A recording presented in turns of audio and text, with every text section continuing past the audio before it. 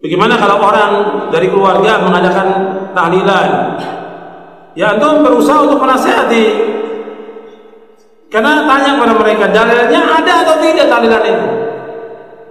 Di zaman Nabi SAW, yang pertama meninggal, ya, yang beriman pertama kali kepada Nabi siapa? Yang beriman kepada Nabi pertama kali siapa? Khadijah bintu Khuwailid radhiyallahu anha wa ardhaha, istri Nabi, yang Nabi paling cintai dari semua istrinya. Meninggal dunia, Nabi ngadakan tahlilan tidak? Tidak. Anaknya Nabi meninggal, Nabi masih hidup, semua anaknya meninggal kecuali satu yang masih hidup sampai 6 bulan setelah wafatnya Nabi, yaitu Fatimah. Semua anak Nabi itu meninggal ketika Nabi masih hidup. Nabi gak adakan tahlilan buat anaknya. Sahabat Nabi yang setia dengan Nabi meninggal, Nabi masih hidup, seperti Hamzah, Sayyidul Syuhada, Ja'far bin Abi Thalib, dan yang lainnya radhiyallahu anhum. Nabi gak adakan tahlilan.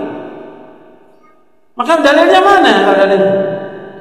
Kemudian ketika Nabi meninggal, ada nggak sahabat mengatakan kalian buat Nabi 7 hari, 40 hari, 100 hari, 1000 hari? Nggak ada. Atau ada pendapat dari Imam Syafi'i, tanya, di mana Imam Syafi'i mengatakan demikian? Jadi ini perbuatan yang dia ada-adakan, nggak ada dalilnya, nggak ada hujahnya, tapi ada demikian. Orang adakan tahlilan niatnya apa? Ibadah, mendapatkan pahala, dapat ganjaran supaya dapat menghapuskan dosa orang yang mati. Ya bisa dengan cara demikian. Jangan ada contoh. Bahkan sahabat sepakat berkumpulnya orang di tempat kematian dan makan-makan di tempat kematian termasuk apa? Meratap. Meratap hukumnya apa? Haram. Kata para sahabat, kunna na'uddul ijtima'a ila ahlil mayyiti wa san'ata ta'ami ba'da dafnihi minan niyaha. Kami para sahabat ijma' para sahabat, ijma'nya sahabat masuk atau tidak? Masuk.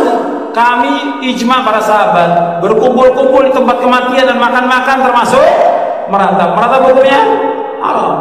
Meratap termasuk perbuatan apa? Jahiliyah, perbuatan jahiliyah.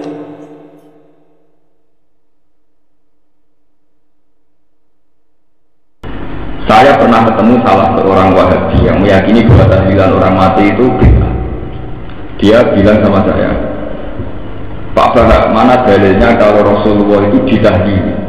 Andai kan tahlil itu benar, berarti Nabi itu kan ditahlili 7 hari. Carikan satu hadis yang menunjukkan Abu Bakar Umar nahlili Nabi nanti seminggu. Wah, mati. Terus tak tahu ya. Maksud itu sahabat bukan nahlili Nabi, bukan larang nahlili Nabi. Enggak, maksud saya, kamu bisa membuktikan enggak kalau tahlilan terhadap orang mati itu tradisi para sahabat? Nyatanya orang-orang peringatan 7 hari kematian Nabi, 40 hari dari wafatnya Nabi, terus haule kanjeng Nabi. Dia tanya satu hadis itu. Nah, takutnya kan ekstrim, bukan boleh no hadis. Ya kalau ada, ya aku ya boleh no hadis. Nah, Nabi menghentikan, sorry, eksplisit, sorry. Sopo wonge nanti wong mati hukumnya bid'ah. Sopo wonge matang pulau final wong mati hukumnya bid'ah. Sopo wonge nyatusi wong mati hukumnya bid'ah. Ojo hukum dia loh. Hadisnya yang mana itu persis mana itu? Jadi wah kalau gitu ya ada. Artinya yang aku lah kalau gitu ya ada.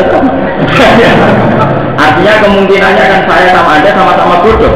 Kalau tetap sama-sama bodoh jangan saling menghujat dong. Bodoh pintunya, sing rukunnya. Jauh kan ulama preman masih bisa guyon, itu masih bisa guyon, tidak terpancing. Jadi sekarang kosong-kosong sama-sama tidak punya apa? Terus dia tanya lagi, lalu alasannya apa melakukan tahlil?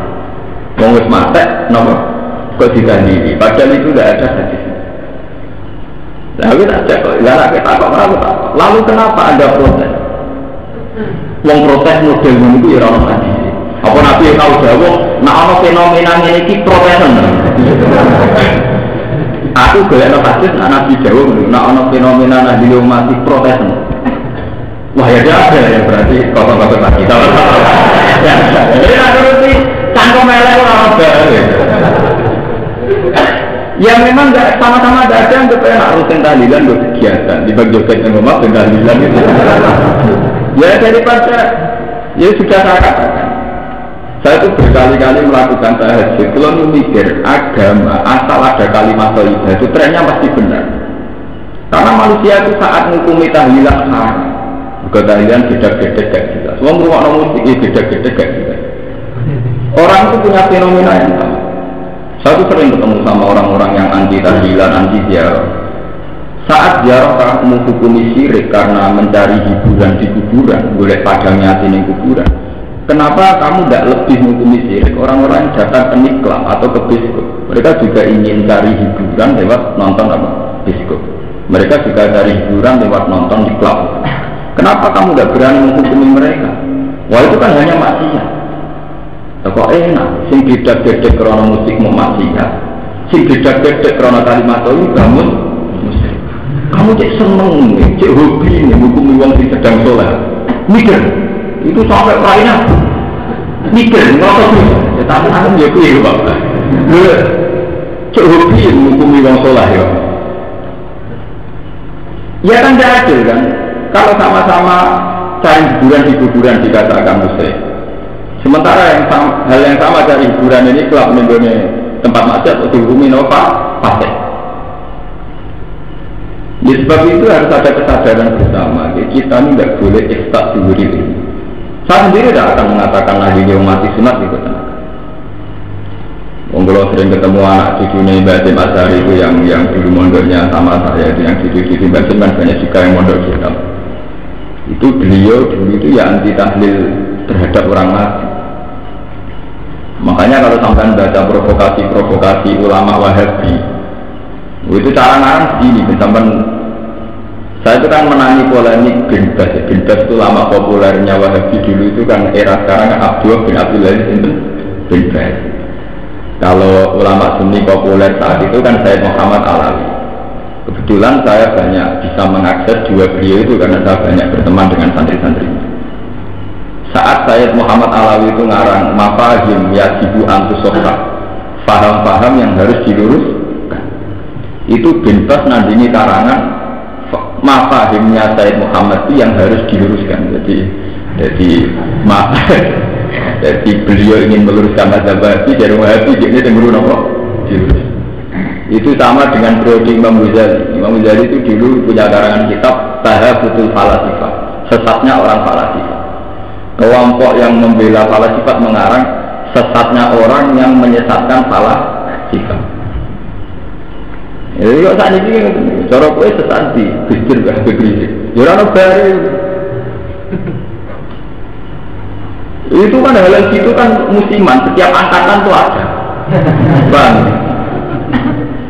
Itu kan kayak sudah jadi trendsetter. Jadi orang jadi kau nak gak polemik gak keren. Pemenang saya nak polemik jumpa baru tambah keren. Dong barang keren-keren nak urusan iman beda iman itu jadi guyonan. Akhirnya bertaruh nabo.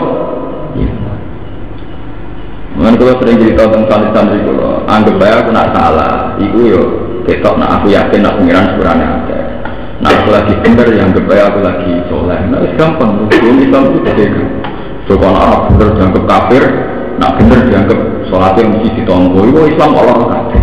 Kita kan senang nilai Islam Allah kafir.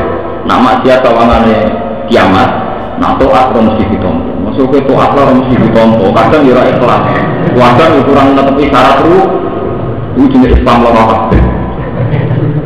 Cara kula itu udah Islam kok etrene cara kula yuri dua bikum isra kalau yuri bikum isra. Pokoke pangeran kok ora gampang-gampang ora sing bulet.